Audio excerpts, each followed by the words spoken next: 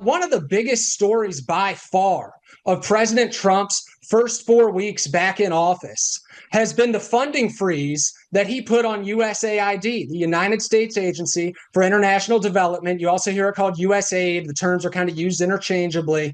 But since this group's founding in 1961, it spiraled completely out of control. It's been used by communists, by freaks, by genocidal lunatics to fund their own self-interests, their own pet projects, the interests of their creditors all over the world, with countless billions of dollars, U.S. tax dollars, by the way, going wherever they want.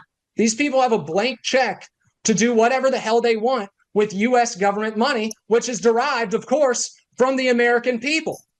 So obviously, they need to be put on the chopping block. They need to be chopped up. USAID needs to be gone.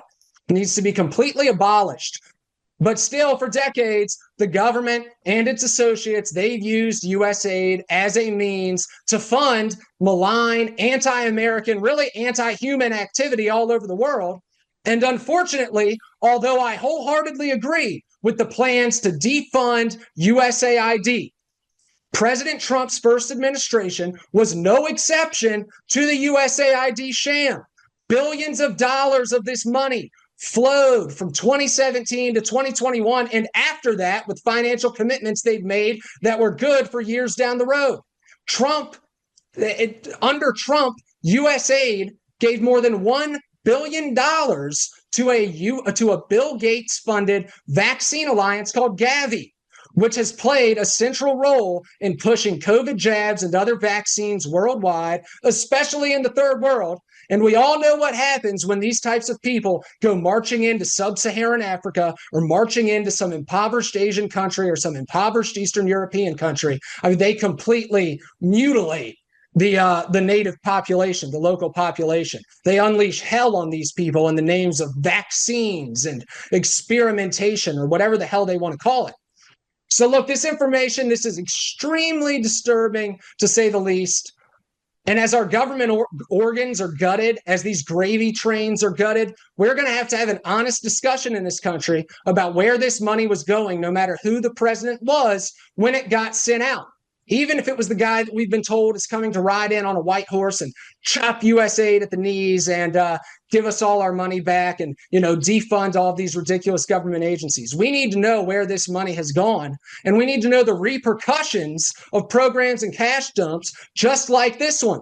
And by the way, it is important to note that since President Trump's USAID funding freeze was put in place, Bill Gates has been lobbying personally to President Trump and to Chief of Staff Susie Wiles to keep this gravy train going. He's been meeting with the White House and saying, hey, even if you chop this program, find a way to give us our money. Can you do that for me?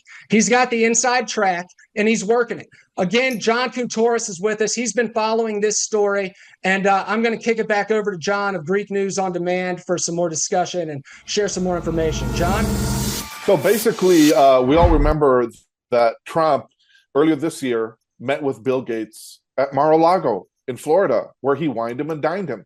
What's Donald Trump doing meeting with this mass murder? Well, let me explain. First of all, in the spring of 2020, Donald Trump started Gavi, along with Bill Gates, United Nations, to vaccinate everyone and to hopefully kill everyone.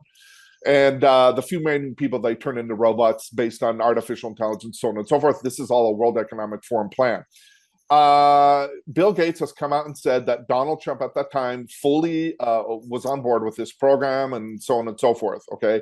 And Donald Trump has not once disputed or refuted Bill Gates on this. Okay. Trump, when Biden got in illegally in 2021, which Trump did absolutely nothing about, and he let all the J6 prisoners sit in prison and rot for 4 years, okay?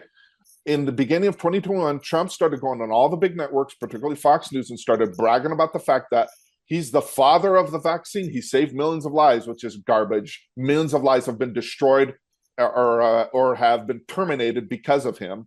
So going back to USAID, first of all, Elon Musk has taken millions of dollars himself from USAID in order to create and send satellites, fake satellites, over to the Ukraine. This started back in 2022, okay, which is something he's not telling us about.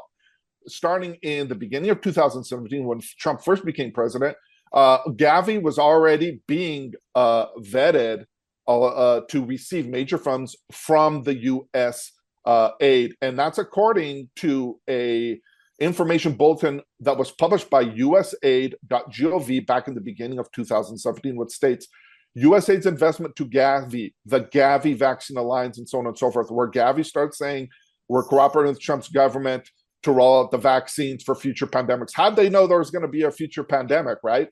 But we don't stop there, because in the summer of 2018, Donald Trump did a press conference with his cute little blonde press secretary at the time, I forget her name, where they both said unequivocally there's going to be a pandemic and we're preparing for it, and we already got a vaccine program ready to roll out. That was in 2018.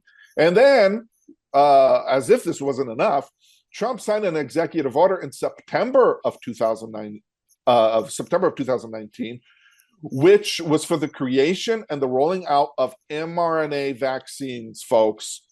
And on the 15th of September that year, 2019, Fauci had a big conference with the Chinese where they discussed mRNA vaccines. The very next day, Trump had on his desk an executive order, which he signed, which called for the creation of mRNA vaccines. This was pre-pandemic. This is when nobody even knew anything about coronavirus or COVID-19. How did they know that there was going to be this pandemic? And how did they know to roll out vaccines to combat it? And if this was such a danger at that time, why did